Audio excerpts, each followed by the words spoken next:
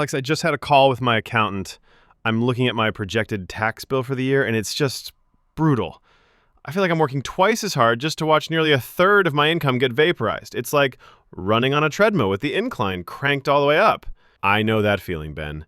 It's the entrepreneur's paradox. The more successful you are, the bigger the check you have to write to the IRS. It's your single biggest expense, year after year. Exactly. And I'm doing all the smart things. My 401k is maxed out. I've got my SEP IRA funded. But those contribution limits are a drop in the bucket compared to the business's income. It feels like I'm using a teacup to bail out a sinking ship. And those traditional strategies have another problem, don't they? They lock up your money for decades.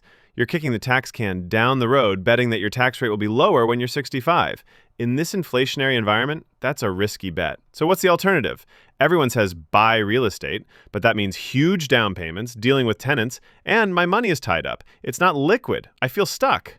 What if I told you there's a way to use that exact liability, the money you're about to send to the IRS, to build a powerful income-generating asset instead? A form of financial judo, where you take the full weight of your tax obligation and flip it in your favor. Okay, you have my attention, but that sounds a little too good to be true, Alex. Are we talking about some complicated, risky offshore scheme? Because I'm not interested in that kind of trouble. Not even close. This is 100% legal, onshore, and written directly into the U.S. tax code. It's not a secret, just underutilized.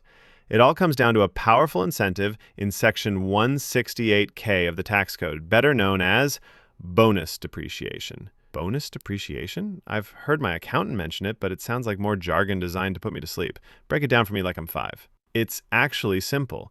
When your business buys a piece of equipment, it normally has to deduct the cost over several years.